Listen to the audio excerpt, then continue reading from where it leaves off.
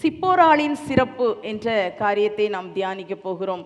சிப்போராள் என்ற ஒரு வேதத்தின் கதாபாத்திரத்தினுடைய வாழ்க்கையின் சில காரியங்களை நாம் எடுத்துக்கொண்டு நம்முடைய வாழ்க்கையும் கூட அவ்விதமான நல்ல காரியங்கள் நம்மில் இருக்கும்படியாக நாம் நம்மை ஆண்டவருக்கு அதற்கென்று அர்ப்பணித்து நம் வாழ்வில் செய்ய வேண்டிய கிரியைகளையும் சீர்திருத்தங்களையும் செய்ய கர்த்தர் நமக்கு கிருபை தருவாராக. சிப்போராள், அதற்கு முன்பாக ஒரு சில அறிமுகமான காரியங்களையும் சொல்லும்படி விரும்புகிறேன். இஸ்ரவேல் கோத்திரத்தில் லேவி குடும்பத்தில் எகிப்தில் வைத்து அந்த அம்ராம் யோகபெத் என்கிற குடும்பத்தாருக்கு 3 பிள்ளைகள். அதுதான் மிரியாம், ஆரோன், மோசே. இந்த மோசே பிறந்தபோது அங்கு பயங்கரமான பார்வோனுடைய சட்டம், கொலை திட்டத்துக்கான சட்டம். பிறக்கிற இஸ்ரவேல் ஜனத்தின் ஆண் பிள்ளைகளை எல்லாம் பிறக்கும் போதே கொலை செய்து விட வேண்டும். இது அந்த மருத்துவச்சிகளான சிப்பிராள், பூவாள் என்பவர்களுக்கு சொல்லப்பட்ட வார்த்தை. என்ன ஆண் குழந்தை இஸ்ரவேல் குடும்பத்திலே, கோத்திரத்திலே யாருக்கு ஆண் பிள்ளை பிறக்கிறதோ அந்த ஆண் பிள்ளையை உடனடியாக கொலை செய்ய வேண்டும். அப்போ இந்த கொலை திட்டத்துக்கும் மோசே தப்பி காப்பாற்றப்பட்டான். அப்போ இதுக்கு அது மாதிரி நிறைய பிள்ளைங்க காப்பாற்றப்பட்டிருக்கிறாங்க, ஆண் குழந்தைகள். இதை பார்த்த பார்வோன் அடுத்தது ஒரு சட்டம் போடுறார், அடுத்து ஒரு கட்டளை பிறப்பிக்கிறார். இப்போது இருக்கிற அந்த 2 வயதுக்கு உட்பட்ட அந்த ஆண் பிள்ளைகளை எல்லா ஆண் குழந்தைகளையும் நதியிலே போட்டு விட வேண்டும் என்று சொல்லுகிறார். இப்போ நதியிலே போட வேண்டும் என்று சொல்லும்போது அநேக பிள்ளைகள் போடப்பட்டிருப்பாங்க. அங்கேயும் மோசே காப்பாற்றப்பட்டால் நாம் அறிந்திருக்கிறோம். ஒரு நாணல் பெட்டியில் வைத்து அதை அந்த நதியின் நாணலுக்குள்ளே கொண்டு வைத்து அங்கிருந்து பார்வோன் குமாரத்தி மூலமாக காப்பாற்றப்பட்டு அதற்கும் தப்புவிக்கப்பட்டு சொந்த தாயினிடத்திலே வந்து சேர்ந்தான். எவ்வளோ ஒரு பெரிய பாக்கியம் பாருங்க. அப்போது ஒரு குழந்தையை பற்றி ஒரு தேவனுடைய நோக்கம் இருக்குமானால், இல்லை ஒரு நபரை கர்த்தர் ஒரு நோக்கத்தோடு உலகத்திற்குள் கொண்டு வருவாரானால், அவருடைய அந்த நோக்கம் நிறைவேற எவ்வளோ பெரிய திட்டங்கள் சாத்தான் போட்டாலும் கர்த்தர் அவைகளை முறியடித்து அதை அழகாக அவருடைய திட்டத்தை அந்த மனுஷியிடத்தில் நிறைவேற்றுவார் என்பதில் எந்த சந்தேகமும் இல்லை. மோசேக்கு அப்படி தான். ஃபர்ஸ்ட்ல குழந்தை பிறந்த உடனே, அடுத்து பிறந்த சில மாதங்கள், 3 மாதம் வரை ஒளித்து வைத்து பார்த்தாங்க. அதுக்கப்புறம் ஒளித்து வைக்க முடியல, அப்பவும் காப்பாற்றப்படுறார். அப்புறம் பார்வோன் வீட்டில் வளர்றதை விட்டு அந்த இளம் குழந்தை கர்த்தருக்கேற்ற வழியிலே வளர்க்கப்பட அந்த தாயினிடத்திலே ஒப்படைக்கப்படுகிறது. அங்கே வளர்ந்து வருகிறான். ஏற்ற காலத்தில் மறுபடியும் அரண்மனையில் கொண்டு விடப்படுகிறார். அங்கே இருக்கும்போது ஒரு நியாயம் செய்ய போய் அங்கே ஒரு பெரிய பிரச்சனை ஆயிடுச்சு. அந்த அடித்த எகிப்தியனை, எபிரேயனை அடித்த அந்த எகிப்தியனை கொன்று போட்டு இவனை காப்பாற்றினான். அடுத்த நாள் 2 எபிரேயர்கள் சகோதரர்கள் சண்டை போடும்போது சொல்கிறான், நீங்கள் சகோதரர் அல்லவா, ஏன் சண்டை போடுறீங்க? அப்போ அதில் ஒருத்தன் சொல்லிட்டான், நீ நேற்றுக்கு எகிப்தியனை கொன்ன மாதிரி என்ன கொல்ல போறியா? அப்போது இதை ஒருத்தன் பார்த்துட்டு இருந்திருக்கிறான். இந்த மோசே நினச்சிருப்பாரு, ஒருத்தரும் பார்க்கல, என்ன நினைத்தாரோ தெரியவில்லை. ஆனால் இந்த இதில் மாட்டிக்கொண்டான். அப்போ இங்குதும் இந்த செய்தி பார்வோனுக்கு போனோடனே மறுபடி மோசையை கொல்லும்படிக்கு பார்வோன் வகை தேடுகிறான். அங்கேயும் தப்புவிக்கப்படுகிறான். எவ்வளவு காப்பாற்றப்படுகிற அனுபவம் பார்த்தீர்களா? எவ்வளவு தப்புவிக்கப்படுகிற அனுபவம். இன்னைக்கு நீங்கள் யாரை குறித்து கவலையோடு இருக்கிறீங்க? உங்கள் பிள்ளைகளை குறித்தா, இல்லை உங்கள் குடும்பத்தில் யாரை குறித்து, இல்லை உங்களை குறித்தே சில நேரம் தோணும், ஏன் ஆண்டவர் இன்னும் என்ன வச்சிருக்கிறார், என்ன கொண்டு என்ன பிரயோஜனம் இருக்குன்னு நினைக்கிறீங்களா? உங்களை காப்பாற்றி வைத்திருப்பதில், உங்களை தப்புவித்து உங்கள் குடும்பத்தில் வந்த சூழ்நிலையாக இருக்கலாம். நீங்கள் இப்படி நினச்சி பார்க்கும்போது, ஆமாம் மோசை மாதிரி எனக்கும் இப்படி பிரச்சனை வந்தது, இந்த மாதிரி வியாதி, குழந்தையில வியாதி வந்தது, இப்படி ஒரு பெரிய ஆபத்து வந்தது, ஆண்டவர் பாதுகாத்தார். இதிலெல்லாம் காப்பாற்றி பாதுகாத்து தப்புவித்து உங்களை இவ்வளவு தூரம் கர்த்தர் கொண்டு வந்து நிறுத்தி இருக்கிறார் என்றால், உங்களை கொண்டு வந்து நிறுத்தி இருப்பதில் ஒரு காரணம், விசேஷம் உண்டு. ஹல்லேலூயா. அதுபோல் உங்கள் குடும்பத்தில் உள்ளவர்களே அப்படிதான். ஏன் தான் இந்த பிள்ளை இருக்குதோ அப்படின்னு நினைக்கிறீங்களா? இந்த மனுஷன் ஏன் தான் இன்னும் உயிரோடு இருக்கிறாரா, இதோட செத்து போகலாமே, இப்படியெல்லாம் நினைக்கிறீங்களா? கர்த்தருக்கு ஒரு நோக்கம் உண்டு. ஜீவனோடு வைத்திருக்கிறார் என்றால் தேவனுடைய நோக்கம் ஒன்று உண்டு. மோசேயை குறித்த பெரிய நோக்கம், தேவனுடைய பெரிய திட்டம் இருந்தது. அப்பவும் காப்பாற்றி கொண்டு போகிறார். அங்கேருந்து மீதியான் தேசத்துக்கு போகிறான். மீதியான் தேசத்துக்கு போகும்போது அங்கே போய் ஒரு துறவண்டையில் உட்கார்ந்துருக்கும் போது இந்த மீதியான் தேசத்து ஆசாரியனான எத்ரோவுடைய 7 குமாரத்திகள் அவங்க அப்பாவுடைய ஆடுகளை மேய்த்து கொண்டு வருகிறார்கள். அதற்கு தண்ணீர் காட்ட வேண்டும். அப்போ அவங்க தொட்டிகளில் தண்ணீர் மொண்டு விடுவாங்க. அப்போ அங்கே சில எதிர்ப்பாளர்கள் பிரச்சனை கொஞ்சம் வருகிறதுனால மோசே அந்த இடத்துல நின்று அங்கேயும் ஒரு ரட்சகனாக நிற்கிறார். அந்த பிள்ளைகளுக்கு உதவி செய்து அவங்க ஆடுகளுக்கு தண்ணீர் காட்டிட்டு சந்தோஷமாக வீட்டுக்கு போயிட்டாங்க. அங்கே போனோடனே அவங்க அப்பா எத்ரோ கேட்குறாரு, என்ன இவ்வளோ சீக்கிரம் வந்துட்டீங்களே? இல்லை, இன்றைக்கி எங்களுக்கு ஒரு மனுஷன் ஹெல்ப் பண்ணான். அது யார்? அவனை நீங்கள் ஏன் விட்டுட்டு வந்தீங்க? அப்படி மோசே அந்த எத்ரோவின் வீட்டிற்குள் போகிறான். அங்கே போகும்போது அந்த ஆசாரியன் ஆகிய எத்ரோ என்ன பண்ணுறார்? தன்னுடைய மகளான சிப்போராளை இந்த மோசேக்கு விவாகம் செய்து வைக்கிறார். அப்படி அந்த வீட்டில் இருக்கிறார். இப்படி தான் அந்த சிப்போராளுடைய வரவு இந்த வேதாகமத்துக்குள்ளே நம்ம பார்க்கிறோம். நாம் இன்னைக்கு எடுத்ததை தியானிக்கிறோம். இந்த சிப்போராள் ஒரு பெரிய விசேஷமான பாத்திரம் என்று ரொம்ப பிரபலப்படுத்தப்படாவிட்டாலும் அவளுக்குள்ளாக இருக்கிற சிறப்புகளை நம்ம பார்க்கும்போது ரொம்ப ஆச்சரியமாக இருக்கும். சிப்போராள் என்றால் பறவை அல்லது சிறிய பறவை என்ற ஒரு அர்த்தம் இருக்கிறது. அவ்வளவு ஒரு அழகான ஒரு பெயர். இந்த சிப்போராள் அவளிடத்தில் காணப்பட்ட விசேஷங்களை நாம் மிக சுருக்கமாக நம்ம தியானிக்க போகிறோம். முதலாவதாக நாம் எடுத்துக்கொள்ளுவோம் யாத்ராகம புத்தகம். இந்த சிப்போராளை குறித்து யாத்ராகம புத்தகம் 4வது அதிகாரத்திலே நாம் படிக்கிறோம்.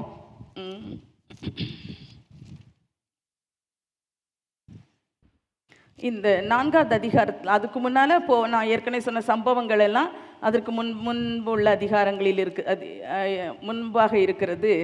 இதில் நம்ம பார்க்கிறோம், இந்த 4வது அதிகாரம் 20வது வசனத்தில் நம்ம பார்க்கிறோம். அது வாசிக்கலாமா? யாத்ராகமம் 4:20. அப்பொழுது மோசே தன் மனைவியையும் தன் பிள்ளைகளையும் கழுதையின் மேல் ஏற்றி கொண்டு எகிப்து தேசத்துக்கு திரும்பினான். தேவனுடைய கோலையும் மோசே தன் கையிலே பிடித்து கொண்டு போனான். தன் குடும்பத்தோடு கூட புறப்பட்டு போகிறது. இந்த சம்பவத்திலே இங்கே இருந்து அந்த மீதியான் தேசத்தில் ஆடு மேய்த்து கொண்டு இருக்கும்போது அந்த ஒரே பர்வதத்திலே எரிகிற முட்செடி வெந்து போகவில்லை, ஆனால் அக்கினி எரிகிறது. அந்த ஒரு சம்பவத்திலே தேவனாகிய கர்த்தர் இந்த மோசேக்கு தரிசனமாகி இஸ்ரவேல் ஜனங்கள், அதாவது இவருடைய ஜனங்கள், இவர் விட்டு ஓடி தப்பி வந்திருக்கிறாரே அந்த ஜனங்கள், அவர்களுடைய மிகப்பெரிய கொடுமையான சூழ்நிலை, அவர்களுடைய பரிதாபமான நிலைமையை, இது நிமித்தமாய் அவர்கள் இடுகிற கூக்குரல், அவர்களுடைய விண்ணப்பங்கள், அந்த கஷ்டங்கள் கொடுமைகளெல்லாம் பார்த்த கர்த்தர், கேட்ட கர்த்தர் அவர்களை விடுவிக்க சித்தமானார். அந்த அடிமைத்தனத்திலிருந்து, அது ஏற்கனவே ஆபிரகாமுக்கு சொல்லப்பட்டது, அந்த அடிமைத்தனத்திலிருந்து விடுவிக்கப்பட வேண்டிய ஒரு செயலை செய்யும்படிக்கு தேவன் மோசேயை ஒரு தலைவனாக தெரிந்து கொள்ளுகிறார். இதை குறித்து மோசையோடு பேசுகிறார். மோசே முதல்ல ரொம்ப மறுக்கிறார், தயங்குகிறார். ஆனால் ஒரு கட்டத்தில் அதை ஏற்றுக்கொண்டு அதற்காக புறப்பட்டு வருகிறார். அப்படி வரும்போது தன்னுடைய மாமனார் இடத்துல வந்து கேட்குறார், இப்படி நான் என்னுடைய தேசத்துக்கு போகணும், என் சகோதரர்கள் எல்லாம் உயிரோடு இருக்கிறார்களா என்று பார்க்கும்படிக்கு நான் அங்கே போக வேண்டும். அவர்கிட்ட போய் இந்த தரிசனத்தை, இந்த திட்டத்தில் தேவன் தன்னோடு இடைப்பட்டது ஒன்றையுமே ஷேர் பண்ணிக்கல. சிப்போராள்கிட்ட சொன்னாரான்னு தெரியவில்லை, ஆனால் மாமனார்கிட்ட எதுவுமே சொல்லலை. இப்படி சொன்ன உடனே நான் போய் சுக செய்தி பார்த்துட்டு வரணும் என்று கேட்டோடனே சரி சுகமாய் போய் வாரும்னு அவர் உத்தரவு கொடுக்கிறார். ஏனென்றால் இவ்வளோ காலம் அந்த மாமனாருடைய அடைக்கலம் தானே, தப்பி ஓடி வந்தவனுக்கு ஒரு அடைக்கலம் கொடுத்து பொண்ணை கொடுத்து அந்த பொண்ணு மூலம் 2 குமாரர்களை பெற்றெடுத்து அங்கே இருக்கும்போது தேவனுடைய அழைப்பை பெற்று மறுபடியும் தன் சுயதேசத்துக்கு போக வேண்டும். அப்போ அந்த மாமனார்கிட்ட அதை எடுத்து அந்த காரியத்தை குறித்து பேசி இவர் உத்தரவு பெற்றுக்கொண்டு அவர் சுகமாய் போய் வாரும் என்று அனுப்புகிறார். இதை நம்ம முந்தைய வசனங்களில் நம்ம படிக்கிறோம். இப்போது இவர் புறப்படும் போது ஒரு கழுதையின் மேலே சிப்போராளையும் 2 குமாரரையும் ஏற்றி வைத்து இவர் யாத்திரை புறப்பட்டு வருகிறார். இந்த சிப்போராளை பொறுத்தவரையில் அவளுக்கு ஒருவேளை இந்த ஆடு, தன்னுடைய தகப்பன் வீட்டை தெரிஞ்சிருக்கும், அந்த வீட்டில் செய்ய வேண்டிய வேலைகள் தெரிந்திருக்கும், அடுத்து இவளுக்கு அந்த தகப்பனுடைய ஆடுகளை குறித்து தெரிந்திருக்கும். இனி அந்த ஆடுகளை ஓட்டி கொண்டு வந்து அங்கே மேய வைப்பது, தண்ணீர் காட்டுவது என்று அதற்குரிய வேலைகள், அந்த காரியங்களெல்லாம் செய்ய தெரிந்திருக்கும். இப்படி அவளுக்கு ஒரு குறிப்பிட்ட எல்லைக்குள்ளே தான் அவளுடைய வாழ்க்கையின் முறை இருந்து கொண்டு வந்திருக்கும். அவள் வெளியே வேறு எங்கேயும் போயிருக்க மாட்டாள். நம்முடைய இடங்களையுமே இப்படி தான் இந்த காலத்துலையும், இப்போ சமீப காலமாக தான் பெண் பிள்ளைகளுக்கும் பல இடங்களில் போய் படிக்க, வேலை செய்ய, பல நாடுகளுக்கு போக அப்படியெல்லாம் ஒரு வாய்ப்புகள் இருக்கிறது. ஆனால் அந்த சிப்போராளுக்கு நிச்சயம் அப்படி எந்த வாய்ப்புகளும் இருந்திருக்காது. அப்போ ஒரு குறிப்பிட்ட எல்லைக்குள்ளே பழகி, குறிப்பிட்ட நபர்களோட பழகி அப்படி இருந்த ஒரு அருமையான ஒரு மகள் இந்த சூழ்நிலையிலே தன் கணவனோடு சேர்ந்து புறப்பட்டாள். அதுதான் நான் சொல்லுகிற முதல் குறிப்பு. தன் புருஷனுடன் புறப்பட்டவள். இதை பார்க்கும்போது நமக்கெல்லாம் தோணும், ஆமாம் நாங்களும் தான் எங்கள் அம்மா வீட்டில் பிறந்து வளர்ந்து வாழ்ந்து இருந்து ஒரு புருஷனுக்கு எங்களை பார்த்து வச்ச உடனே கல்யாணம் பண்ணி வச்ச உடனே நாங்களும் அவரோடு கூட புறப்பட்டு வந்திருக்கிறோம் என்று சொல்லுவீங்க. எல்லாரும் வந்திருக்கீங்க தானே? ஆமாம், எல்லாரும் வந்திருக்கிறோம். ஆனால் சிலருக்கு இன்னும் மனசு எங்கே இருக்குது? அம்மா வீட்டிலே இருந்துட்டு இருக்குது. எது நடந்தாலும் எத்தனை வயசாகட்டும் எங்கள் அம்மா வீட்டில் அப்படி சொல்லுவோம்ல, அந்த வார்த்தை நமக்கு வருது. நல்லது, தாய் வீட்டை நினைக்கிறது நல்லது. ஆனால் ஆண்டோடைய வசனம் சொல்லுது, 45வது சங்கீதத்தில் நமக்கு ஒரு அழகான வசனம் சொல்லி இருக்குது. அதை ஒரு தடவை வாசிக்கலாமா? எல்லாரும் எடுத்துக்கொள்ளுவோம். சங்கீதம் 45 அதனுடைய 10வது வசனம் வாசி. குமாரத்தியே கேள், நீ உன் செவியை சாய்த்து சிந்தித்துக்கொள். நீ உன் செவியை சாய்த்து சிந்தித்துக்கொள். உன் ஜனத்தையும் உன் தகப்பன் வீட்டையும் மறந்துவிடு. உன் தகப்பன் வீட்டையும் மறந்துவிடு. வாசிப்போம் அடுத்தது. அப்பொழுது ராஜா உன் அழகில் பிரியப்படுவார். அப்பொழுது ராஜா உன் அழகில் பிரியப்படுவார். அவர் உன் ஆண்டவர். ஆகையால் அவரை பணிந்து கொள். மிக அழகான ஒரு வார்த்தை நம்ம இங்கே படிக்கிறோம். இந்த ராஜகுமாரத்தி திருமணம் முடித்து புறப்பட்டு வருகிற ராஜகுமாரத்திக்கு சொல்லப்படுகிற வார்த்தை, உன் தகப்பன் வீட்டை மறந்து விடு. அப்படின்னா அது அப்படியே மறந்துரு. சும்மா ஐயோ எங்கள் அம்மா வீடா எங்கே இருக்குது அப்படி இல்லை. அப்படின்னா அங்கே நீ வாழ்ந்த வாழ்க்கை, அங்கே செயல்பட்ட விதங்கள், அங்கே சொல்லப்பட்ட காரியங்கள், அங்கே பழகின விதங்கள், இப்படி எல்லாம் நிறைய விஷயங்கள் இருக்குது. அதுலேயும் ஒரு மாவட்டத்துக்குள் ஒவ்வொரு இடத்துல கல்யாணம் பண்ணி போனால் கூட வாழ்க்கை முறைகளில், பேச்சு வழக்கங்களில், ஒரு வார்த்தைக்கு அர்த்தம், அதில் கூட பல வித்தியாசங்கள் இருக்குது. இந்த குமரி மாவட்டத்திலே பார்க்கலாம். ஒவ்வொரு தாலுகாக்கள்லையும் பேசுகிற வார்த்தைகளில் பயன்படுத்துகிற சொற்களில் வித்தியாசங்கள் இருக்கிறது. அப்படிங்கும்போது ஒரு மாவட்டம் போகும்போது எப்படி இருக்கும், அடுத்த மாநிலம் போகும்போது எப்படி இருக்கும். அப்போ பாருங்கள், இந்த சிப்போராள் ஒரு பெரிய அர்ப்பணிப்போடு தான் புறப்பட்டு வர்றா. அவளுக்கு அந்த மக்களை பற்றி தெரிந்திருக்காது. இது இந்த எத்தியோப்பியா தேசம், அந்த இடங்கள். அப்போ மோசே இஸ்ரவேல் உள்ளவர். அப்போ அவருடைய சாயல், அவருடைய நிறம், அவருடைய இது எல்லாமே வித்தியாசமாக இருக்கும். இவள் உண்மையாகவே அவர்கள் கொஞ்சம் கருப்பாக இருப்பாங்கன்னு சொல்கிறாங்க. அப்போ அது எல்லாமே வித்தியாசம். அப்போ இவள் அப்படி கூப்பிடும்போது சொல்லியிருக்கலாம், நான் அங்கெல்லாம் வரவே மாட்டேன், என்ன பண்ணுவாங்க, என்னை பற்றி ஒரு மாதிரி பேசுவாங்க, என்னை மதிக்க மாட்டாங்க, ஏதாவது சொல்லியிருக்கலாம். அவன் எதுவுமே சொல்லலை. மோசே தன் பிள்ளைகளையும் தன் மனைவியையும் கழுதையின் மேல் ஏற்றி கொண்டு புறப்பட்டான்.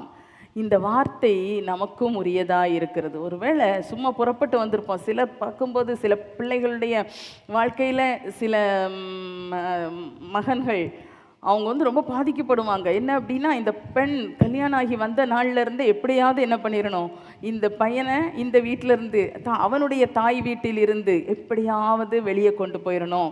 ஒன்றில் தன் வீட்டு பக்கம் தன் தாய் தகப்பனோடு கொண்டு போயிடணும், இல்லைன்னா இவங்களை விட்டு பிரித்து வெளியே கொண்டு போயிடணும் என்ற எண்ணங்களோடு செயல்படுகிற பிள்ளைகளெல்லாம் இருக்கிறார்கள் சிலர். ஆனால் அப்படி ஒருவரும் இருக்கவே கூடாது. ஆண்டோடைய வசனமே சொல்லுது, தகப்பன் வீட்டை மறந்துவிடு. அங்குள்ள வாழ்ந்திருந்த வாழ்க்கையின் மேன்மைகள் பல இருக்கலாம், பல உன்னதமான அனுபவங்கள் இருக்கலாம். எப்படி பார்த்தாலும் நீங்கள் ஒரு பிள்ளை என்ற நிலையில் இருந்தீர்கள். இன்றைக்கு ஒரு மனைவி என்ற ஸ்தானத்தில் மாறி இருக்கிறீர்கள். அப்போ பிள்ளை என்பதனுடைய அந்த காரியங்களெல்லாம் ஒன்று, மனைவி என்று வரும்போது இன்னும் வித்தியாசமான ஒரு சூழ்நிலை தான். ஒரு பொறுப்பு வந்து விடுகிறது அல்லவா. நான் வீட்டில் இருக்கும்போது இப்படிலாம் ஒன்றும் நான் செய்ததே இல்லை, இதெல்லாம் எனக்கு ஒன்றுமே தெரியாது, இதெல்லாம் எனக்கு புதுசாக இருக்குது, அப்படி தான் இருக்கும். ஏன்னா பிள்ளையாக இருக்கும்போது இருந்த வாழ்க்கை ஒன்று, மனைவி என்று வந்த பிறகு உள்ள வாழ்க்கை இன்னொன்று. இன்னும் கொஞ்சம் காலம் தாண்டும் போது தாய் என்கிற ஒரு ஸ்தானத்தை கர்த்தர் தருகிறார். அந்த தாய் என்ற ஸ்தானம் வரும்போது, நான் எங்கள் அம்மா வீட்டில் எவ்வளோ காலையில் நைட்டு படுத்தேன்னா காலையில் தான் நான் எழும்புவேன், இடையில நான் எழும்பவே மாட்டேன் அப்படின்னு சொல்ல முடியுமா? குழந்தை முழிச்சா எழும்பி ஆமாம் அதை பராமரிக்கணும்ல. அப்போ அம்மா வீட்டை நம்ம சொல்ல முடியுமா? இல்லை. அப்போது அம்மா வீட்டில் நீங்கள் பிள்ளை என்ற மகள் என்ற ஒரு ஸ்தானத்தில் இருந்தீர்கள், அது மட்டும்தான், அதுதான். அப்போ அவங்க உங்களை எப்படி வளர்த்துனாங்க அந்த இதை நினச்சி பார்க்கணும். எங்கள் அம்மா என்னை எப்படி வளர்த்துனாங்க, எங்கள் அம்மா குடும்பத்தை எப்படி கட்டி எழுப்புறாங்க, எங்கள் அம்மாவுடைய வார்த்தைகள்லாம் எப்படி இருக்கிறது.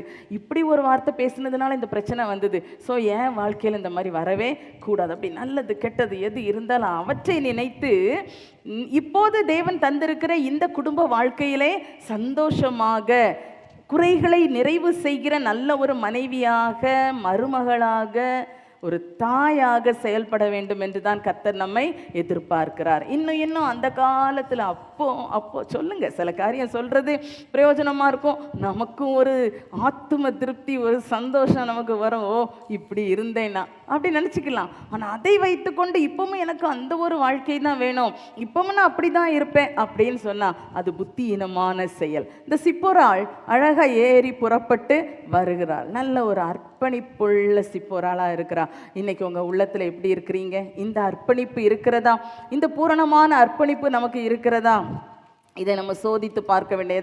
எதை வைத்தோம் ஒருவேளை வெளியில் சொல்லும்போது மாமியார் மாமனார் புருஷன் ஏதாவது நினைப்பார்கள், சொல்லுவார்கள், சண்டை வரும் என்று சொல்லி கொஞ்சம் அறிவோட, கொஞ்சம் ஒரு மெச்சூர்டாக என்ன பண்ணுறது, மனசுக்குள்ளே நினைக்கிறது, சரி இவங்கெல்லாம் இவங்க என்ன பேசுகிறாங்க என்று இப்படி குறைவாக ஏளனமாக உள்ளத்திலாவது நீங்கள் நினைக்கிறீர்களா? அப்படி என்றால் இது மிகப்பெரிய தவறான விஷயம். நிறைய குறைகள் இருக்கலாம், எல்லாரும் எல்லாம் பழகி வந்தது இல்லையே, நம்மக்கிட்டேயும் நிறைய குறைகள் இருக்கும். அப்போ நாம் புகுந்திருக்கிற, கால் மிதித்திருக்கிற, வாழும்படி வந்திருக்கிற இந்த வீட்டிலே ஒரு திருப்தி உள்ளவர்களாக, ஒரு சந்தோஷத்தை அதை நாம் கர்த்தருக்குள் அனுபவிக்கிறவர்களாக இருக்க வேண்டும். சும்மா ஒரு வெறுமையாக மனுஷிக கண்களில் பார்த்தா திருப்தி என்பது வரவே செய்யாது. ஆனால் எங்கெல்லாம் நமக்கு நல்ல திருப்திக்கு எதுவாக எதையாவது எடுத்துக்கலாமா, ஏதாவது நல்ல காரியம் இருக்குதா, அதை நம்ம தேடணும். இந்த வீட்டில் சரி பரவாயில்ல, எங்கள் அப்பா வீட்டில் உள்ள மாதிரில இது கொஞ்சம் கூட வசதியாக இருக்குது, அதை தெரிஞ்சு எடுத்துக்கோங்க. இல்லை இப்படி இருக்குது, இந்த சமையலாம் எனக்கு கொஞ்சம் பிடிக்கலையே, பரவாயில்ல இதில் நம்ம கொஞ்சம் அட்ஜஸ்ட் பண்ணுவோம், அப்புறம் நம்ம நல்லா செய்யலாம், அப்புறம் நம்ம பழகிக்கிடுவோம். இப்படி ஏதாவது காரியங்களில் உள்ளத்தை கொஞ்சம் நம்ம பக்குவப்படுத்த பழக வேண்டும். அப்படின்னா தான் வாழ வந்திருக்கிற இடத்தில் வாழ முடியும். இல்லைன்னா வாழவும் முடியாது, வாழ வைக்கவும் முடியாது. இதை மனதில் எப்போதும் வைத்துக்கொள்ள வேண்டும். கூட்டு குடும்பமாக இருக்கிற இடங்களில் இன்னும் கொஞ்சம் கூட ஃப்ளெக்சிபிளாக, இன்னும் விட்டு கொடுத்தவர்களாக, இன்னும் இந்த காரியத்திலே கிறிஸ்துவுக்குள்ளாக ஒரு மனரமியம் உள்ள பிள்ளைகளாக இருக்க வேண்டும். உலகத்தாரை போல நம்முடைய வாழ்க்கை இருக்கக்கூடாது. உலகத்தில் உள்ளவங்க பார்க்கறது படி அப்படி எடுத்துருவாங்க, நியாயம் தீர்த்துருவாங்க, விட்டுருவாங்க, அது பிரச்சனை பண்ணிடுவாங்க. ஆனால் நாம் அதற்குரியவர்கள் அல்ல. நாம் தேவ பிள்ளைகளாக இருக்கிறபடியினால் இந்த விஷயத்தில் கர்த்தருக்குள் நம்மை பக்குவப்படுத்தி கொள்ள பழக வேண்டும். சிப்போராள் எப்படி இவ்வளோ தூரத்துக்கு இப்படி வந்தான்னா, அந்த காலத்து பெண்கள் வந்திருக்கிறாங்க. ரெபேக்காள் புறப்பட்டு எவ்வளோ தூரம் புறப்பட்டு அந்த ஆபிரகாமின் வீட்டுக்கு அவர் குமாரனாகிய ஈசாக்குக்கு மனைவியாகும்படி போயிருக்கிறாளே, இப்படியெல்லாம் நடந்திருக்குது. தேவ பிள்ளைகளே, உங்கள் வாழ்க்கையில் இன்னைக்கு எப்படி இருக்கிறீங்க? ஒருவேளை அப்படி இருக்க மனம் இல்லாமல் உங்களுக்கு அப்படி கஷ்டப்படுறீங்களா? அது ஒன்று, அதுலேயும் நீங்கள் சரியாகணும். ஒருவேளை இருக்கிறதுக்காக அதை ஒத்துக்கிட்டீங்க, அந்த சூழ்நிலைகளை ஒருவேளை உங்கள் வீட்டில் நீங்கள் பழகாத சில வேலைகள் இருக்கலாம். எனக்கு ஒருத்தவங்களை தெரியும், அவங்க இது ஒரு 50 வருஷத்துக்கு முன்னாடி உள்ள விஷயம். ஆனால் அவங்க நல்ல ஒரு குடும்பத்திலே, வசதியுள்ள குடும்பத்திலே பிறந்து வளர்ந்த நல்ல ஒரு மகள். அவர்களுக்கான விவாக காரியம் பார்த்து எல்லாம் ஒழுங்கு பண்ணி நல்ல முறையில் விவாகமெல்லாம் நடந்தது. இவங்க புருஷன் வீட்டுக்கு வந்த உடனே முதல் நாள் மறுநாள் காலையிலே இவர்கள் எழும்பி மாமியார் இவங்களை காஃபி போட சொல்கிறாங்க. இவங்க கிச்சன் போனாங்கன்னா அங்கே ஒரு அடுப்பு, அந்த அடுப்பு எப்படியோ இருந்துச்சான், பார்க்கறதுக்கே ரொம்ப கஷ்டமாக இருந்துதான். என்ன அந்த அடுப்பை சாணி மெழுகி எல்லாம் ரெடி பண்ணி தான் அதுக்கப்புறம் பற்ற வைக்க முடியும். ஆனால் இவங்க வீட்டில் அதெல்லாம் பல காலத்துக்கு முன்னால் இவங்க தாயார் வீட்டில் இருந்திருக்குது. ஆனால் அதுக்கப்புறம் வசதி வாய்ப்புகள் வந்ததுனால அந்த சிஸ்டம் எல்லாம் இல்லை. இவங்களுக்கு இங்கே வந்தோடனே ரொம்ப கஷ்டமாக இருந்துதான். ஆனாலும் அவர்கள் ஆண்டவருக்குள்ளே தன்னை திடப்படுத்தி கொண்டு அப்படி வேலையெல்லாம் செய்ய ஆரம்பித்து அந்த மாமியாருடைய பல காரியங்கள் பயங்கர ட்ரைனிங், அந்த மாதிரி வளர்ந்து நல்ல ஒரு குடும்பஸ்திரீயாக கர்த்தர் அவர்களை மாற்றினார். அப்போ இன்னைக்கு நமக்கு யாருக்கும் அந்த அளவுக்கு கஷ்டம் இல்லை இல்லையா? அப்போ இருக்கிற சூழ்நிலையிலே நமக்கு கஷ்டமாய் தெரிகிறவைகளை நம்ம மனமும் அவைகளை ஏற்றுக்கொண்டு ஆண்டவர்கிட்ட சொல்லலாம். ஆண்டவரே, எனக்கு இது ரொம்ப கஷ்டமாக இருக்குது, இது ரொம்ப புதுசாக இருக்குது, இது எனக்கு சிரமமான விஷயமா இருக்குது, இது என்னால் சமாளிக்க முடியல. எது இருக்கிறதோ சில வார்த்தைகள் சில குடும்பத்தில் ரொம்ப நார்மலாக பேசுவாங்க, ஈஸியாக பேசிடுவாங்க சில வார்த்தை. ஆனால் நீங்கள் பிறந்தது முதல் கல்யாணம் ஆகிறது வரைக்கும் அந்த மாதிரிப்பட்ட வார்த்தை உங்கள் வீட்டில் கேட்டிருக்க மாட்டீங்க, நீங்கள் பேசியிருக்க மாட்டீங்க. அந்த மாதிரி சூழ்நிலைகளே இல்லை. இங்கே வந்தோடனே உங்களுக்கு எல்லாம் வித்தியாசமாக இருக்கலாம். போட்டுட்டு ஓட முடியுமா? இல்லை. ஒரு வார்த்தை நினைவில் வைத்துக்கொள்ள வேண்டும். தேவன் இணைத்ததை மனுஷன் பிரிக்காதிருக்க கடவன். அது எந்த மனுஷனா என்ன? மனுஷ வார்த்தையாக இருக்கலாம், மனுஷருடைய செயல்களாக இருக்கலாம், எந்த சூழ்நிலைகளாக இருக்கலாம். அவைகள் உங்களுடைய இந்த வாழ்க்கையை விட்டு பிரித்து கொண்டு போக முடியாது. இன்னைக்கெல்லாம் விவாகரத்துக்களுக்கான காரணங்களையெல்லாம் கேட்டால், சூழ்நிலைகளை கேள்விப்பட்டால் ரொம்ப அதிர்ச்சியாக இருக்கும். சின்ன விஷயத்தை சொல்லுவாங்க, சின்ன காரியத்தை சொல்லுவாங்க. இதனால இது ஒரு பெரிய பிரிவினைக்கே வழிவகுத்து விடுகிறது. எனவே அன்பான பிள்ளைகளை, விவாகத்துக்காய் காத்திருக்கிறவர்கள் இருக்கிறீர்கள், விவாகம் ஆனவர்கள் இருக்கிறீர்கள், எல்லாருமே நாம் அந்த காரியத்தில் நாம் சரியாக இதை சரி பண்ணணும். எனக்கு தேவன் ஒரு வாழ்க்கையை தந்திருக்கிறார், இனி நான் என்ன செய்யக்கூடாது, இதுக்கு அப்புறம் நான் யோசிக்கக்கூடாது. சரி, எனக்கு கொஞ்சம் ஒரு நல்ல வசதியான வீடு கிடச்சிருந்தா நல்லா இருக்குமே, கொஞ்சம் நல்ல ஒரு வேலையில் உள்ள மனுஷன் கிடச்சிருந்தா நல்லா இருக்குமே, நான் கொஞ்சம் பொறுமையாக இருக்காமல் இருந்துட்டேனோ, இல்லை எங்கள் அப்பா அம்மா கேட்டோன்னே ஆமாம் சரின்னு சொல்லிட்டேனே, அது தப்போ, இப்படிலாம் நினைக்கிறீங்களா? சில சூழ்நிலைகளில் இப்படியெல்லாம் நினைக்கிற மாதிரி வரும். ஒருவேளை நினச்சிருந்தா கூட ஆண்டவர்கிட்ட சொல்லிடுங்க, ஆண்டவரே நான் நினச்சது தப்பு, என்ன நீங்கள் கொண்டு இந்த வீட்டில் வச்சுருக்கிறீங்க, என்னையே கொண்டு வந்திருக்கீங்கல்ல, அப்போ ஏன் மூலமாக இந்த வீட்டை ஆசீர்வதிங்க, ஏன் மூலமாக இந்த குடும்பத்தை கட்டி எழுப்புங்க. புத்தியுள்ள ஸ்திரீ தன் குடும்பத்தை கட்டுகிறாள். அப்போ கட்டுறதுக்கு தானே ஆண்டவர் நம்மை ஒவ்வொரு குடும்பத்தில் கொண்டு போய் இருக்கிறார், இடிப்பதற்காக அல்ல. புத்தி இல்லாதவள் தான் கைகளினால் இடித்து போடுகிறாள். நாம் இடிகிறதுக்கு நிறைய ரீசன்ஸ் சொல்லுவோம். அவங்களால தான், இவங்களால தான், அதனால தான், இதனால தான், இது மட்டும் இப்படி இருந்தால் நான் எப்படியாவது சமாளிச்சிருப்பேன், இது எனக்கு ஒத்தே வராது, இப்படியெல்லாம் சொல்லுறோம்.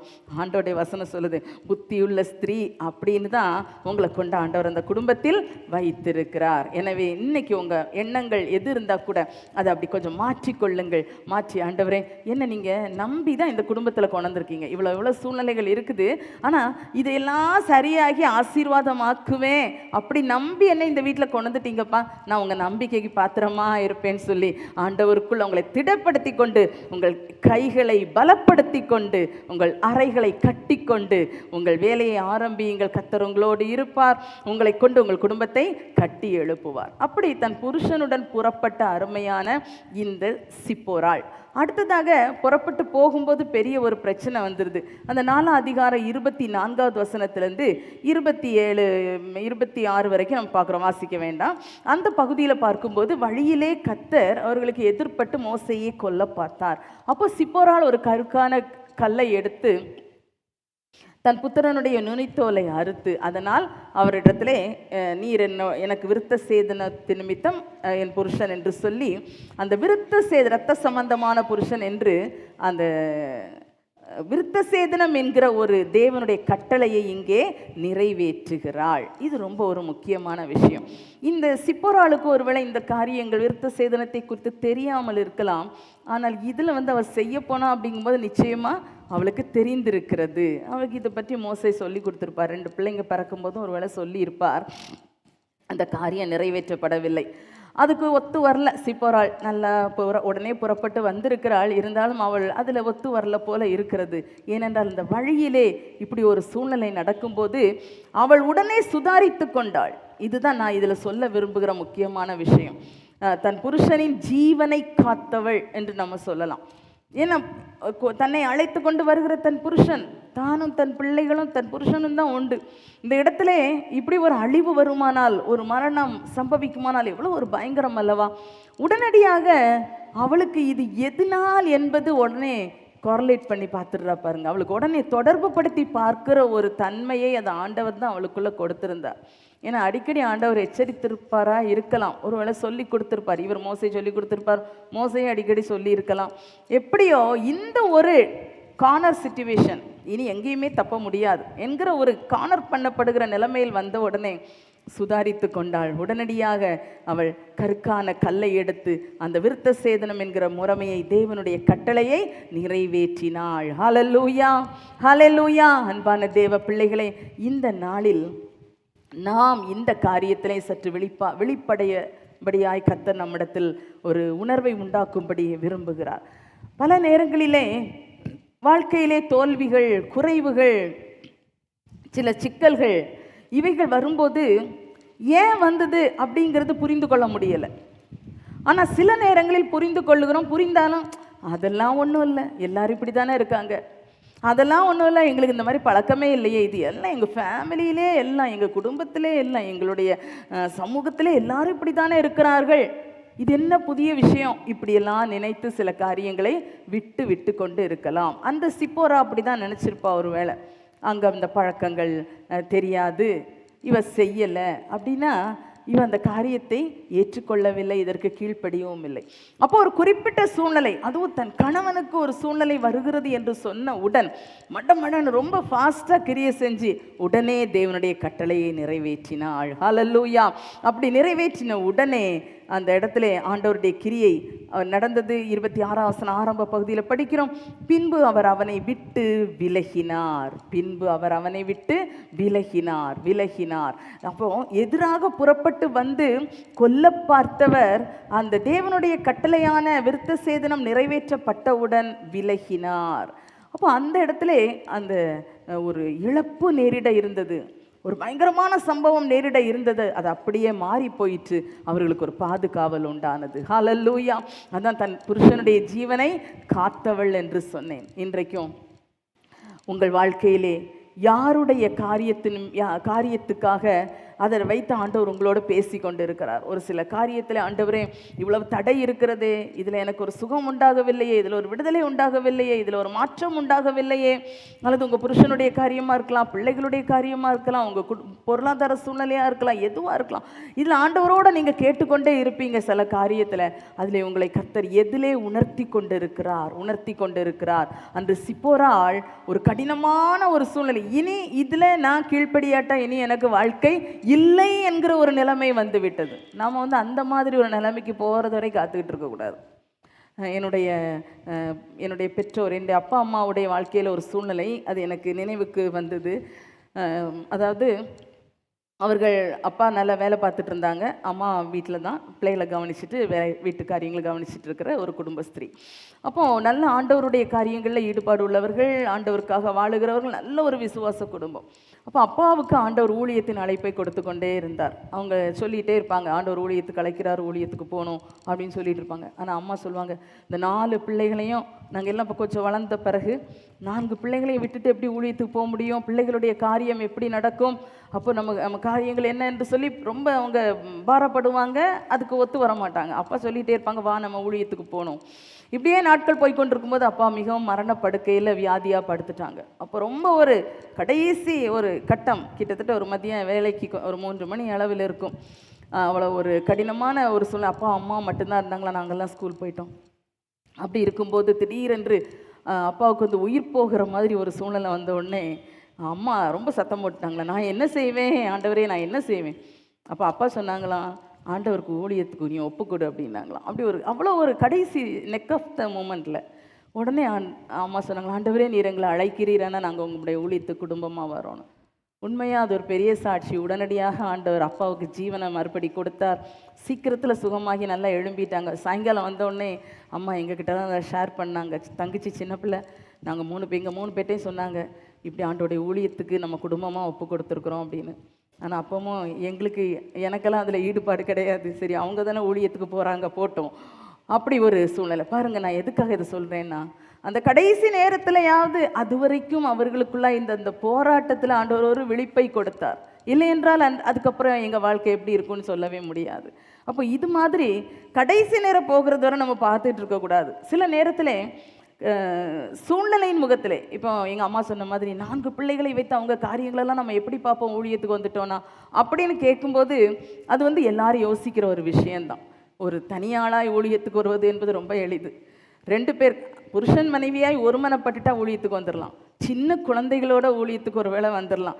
அதுவும் கொஞ்சம் எளிதுன்னு நான் நினைக்கிறேன். ஆனால் இப்போல்லாம் நம்முடைய ஊழியத்துக்கு பிள்ளைகளோடு கூட, கொஞ்சம் வளர்ந்த பிள்ளைகளோடு கர்த்தர் ஊழியத்துக்கு பெற்றோரை கொண்டு வருகிறார். அதெல்லாம் மிக ஒரு சிரமமான காரியம், சிறப்பான காரியம்.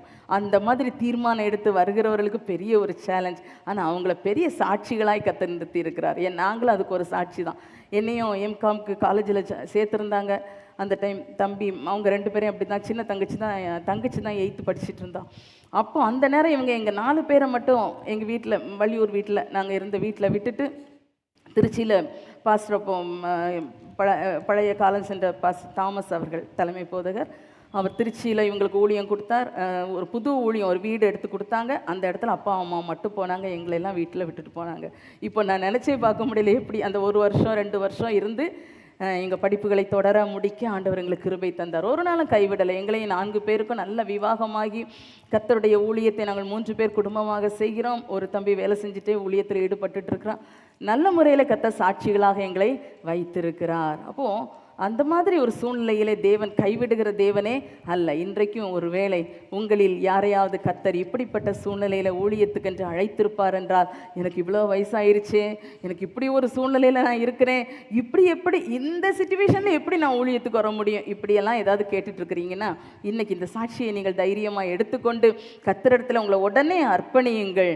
அந்த நாளிலே அந்த சிப்போரா உடனடியாக தேவ கட்டளையை நிறைவேற்றினாள். கர்த்தர் நம்மிடம் எதிர்பார்ப்பது அதுதான். அப்படி போராடி போராடி போராடி கடைசியில் அப்படி இழுத்து இழுத்து இழுத்து இழுத்து இத்து விழுற மாதிரி அப்படி வரக்கூடாது.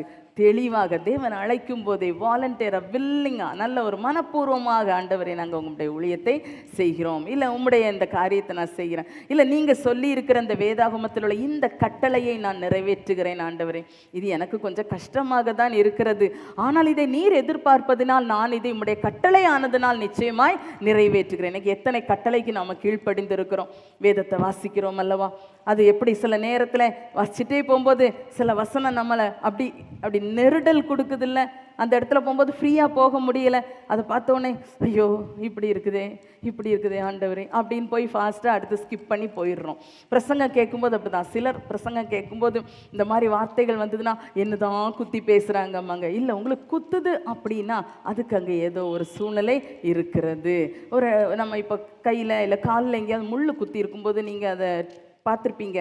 அந்த முள் இருக்கிற மாதிரியே இருக்காது, நல்ல நம்ம எடுத்துட்டோன்னு நினைப்போம். ஆனால் அந்த இடத்த நம்ம இப்படி கொஞ்சம் தடவி பார்த்தா என்ன ஆகும், அந்த இடத்துல போகும்போது லேசாக அப்படி தட்டும், நல்லா வலிக்கும். இல்லை, கையை வச்சு அப்படி ஃப்ரீயாக நம்ம பண்ண முடியாது.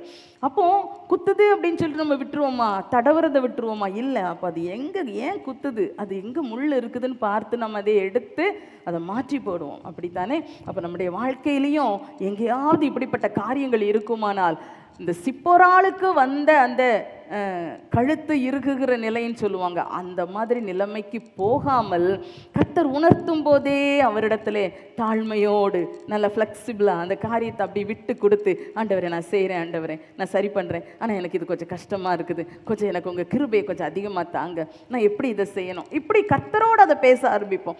பல நேரத்தில் ஆவியானவரோட இப்படிப்பட்ட இடைப்படுதல் வரும்போது, இதை விட்டுருங்க ஆண்டவரே, எனக்கு இந்த போராட்டம் எனக்கு வரக்கூடாது ஆண்டவரே, இந்த சிந்தனை எனக்கு வேண்டாம், இதெல்லாம் எனக்கு கீழ்ப்படிய முடியாது ஆண்டவரே, இந்த கட்டளை எனக்கு நிறைவேற்றவே முடியாது, இப்படி நாம் சொல்லிக்கொண்டு இருப்போம் என்றால் ஒரு நாளும் தேவனுடைய அந்த அவருடைய அன்புக்கும் அவருடைய ராஜ்யத்துக்கும் பாத்திரமாய் மாறவே முடியாது. எனவே நாம் அதற்கு கீழ்ப்படிய வேண்டும், அவைகளை அவருடைய கட்டளைகளை நிறைவேற்ற வேண்டும் என்று கர்த்தர் நம்மிடம் எதிர்பார்க்கிறார். அந்த சிப்போராள் அன்று கட்டளையை நிறைவேற்றினதினால் தன் புருஷனுடைய ஜீவனை பாதுகாத்தாள். ஹல்லேலூயா, ஹல்லேலூயா. அடுத்ததாக இன்னும் உள்ள ஒரு காரியம் நம்ம பார்த்தோம் என்றால், அவள் விரோத பேச்சுக்கு அமைதியாயிருந்தாள். விரோத பேச்சு கேட்கும்போது அமைதியாயிருந்தாள். திருப்பிக் கொள்ளுவோம். எண்ணாகம புஸ்தகம் அதனுடைய 12வது அதிகாரத்தை நாம் எடுத்துக்கொள்வோம். எண்ணாகமம் 12 அதில் முதல் வசனத்திலே நாம் இப்படி படிக்கிறோம். எத்தியோப்பிய தேசத்து ஸ்திரீயை மோசே விவாகம் பண்ணியிருந்தபடியினால் மிரியாமும் ஆரோனும் அவன் விவாகம் பண்ணின எத்தியோப்பிய தேசத்து ஸ்திரீயின் நிமித்தம் அவனுக்கு விரோதமாய் பேசி, கர்த்தர் மோசையை கொண்டு மாத்திரம் பேசினாரோ, எங்களை கொண்டு பேசினதில்லையோ என்றார்கள்.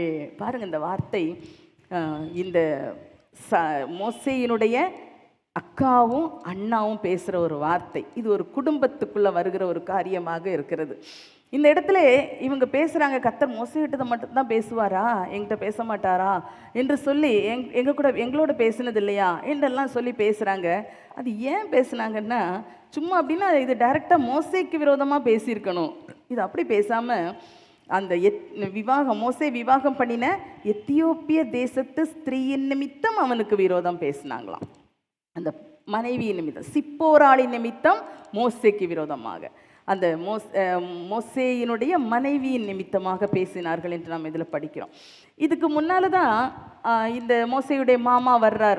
இது இடையில ஒருவேளை இந்த குடும்பம் திருப்பி அங்கே போயிருந்திருக்கும் போல இருக்குது. மனைவியும் பிள்ளைகளும் சிப்போராளும் பிள்ளைகளும் அவங்கள அழைத்து கொண்டு கர்த்தர் கொடுத்த விடுதலையெல்லாம் கேள்விப்பட்டு இந்த மாமா கூட்டி கொண்டு வருகிறார். அவர் வந்த உடனே ரொம்ப சந்தோஷமாக இவர்கள் ஏற்றுக்கொண்டா மோசையை நல்லா முத்தம் செய்து மாமனாரை வரவேற்று கூடாரத்துக்குள்ளே போய் நல்லா சந்தோஷமாக பேசி கொண்டு இருக்கிறாங்க. அப்புறம் மறுநாளில் இவங்க பார்க்கும்போது இஸ்ரவேல் ஜனங்கள் வந்து இவர்கள் மோசேயின் இடத்துல பல காரியங்களுக்காக பல பிரச்சனைகளுக்காக வந்து பேசி நியாயம் பெற்றுக்கொண்டு அப்படி பிரச்சனை தீர்க்கப்பட்டு போய்கொண்டே இருக்கிறாங்க. காலையிலேருந்து சாயங்காலம் வரை இது நடந்து கொண்டே இருக்கிறது. இதை பார்த்த இந்த மோசையின் மாமா இந்த மோசைக்கு நல்ல ஒரு ஆலோசனை கொடுக்குறார். நீர் இப்படி செய்தால் சரியில்லை, இது உங்களுக்கு ரொம்ப கஷ்டம், நீங்கள் வந்து இதற்கான ஆட்களை ஏற்படுத்துங்க, பெரிய பெரிய பிரச்சனைகள் வியாச்சியம் வழக்கு வரும்போது உங்ககிட்ட கொண்டு வரட்டும், மற்றதெல்லாம் அங்கேயே தீர்க்கட்டும் என்று ஒரு நல்ல ஒரு ஆலோசனை. இந்த காரியத்தை செய்தோன்னே அது மோசைக்கு நலமாய் கண்டது. அவர் அப்படி செய்கிறார். ஒருவேளை இவர்கள் 3 பேரும் நம்ம தீர்க்க தரிசன புஸ்தகத்திலையும் படிக்கிறோம் இல்லையா, மோசே ஆரோன் என்பவர்களை கொண்டு மோசே ஆரோன் மிரியாம் என்பவர்களை கொண்டு தம்முடைய ஜனத்தை ஆட்டுமந்தையை போல் நடத்தினார் என்றெல்லாம் சொல்லப்படுது. இந்த மிரியாம் ஒரு தீர்க்கதரிசி. அப்போ இதெல்லாம் இவங்க 3 பேராக செஞ்சுக்கிட்டு இருந்த ஒரு காரியத்தை இன்னைக்கு யார் வந்துட்டா, மோசேயுடைய மாமா இந்த சிப்போராளுடைய தகப்பனார் வந்து ஒரு காரியத்தை சொன்னார். அது மோசைக்கு நலமாக கண்டது.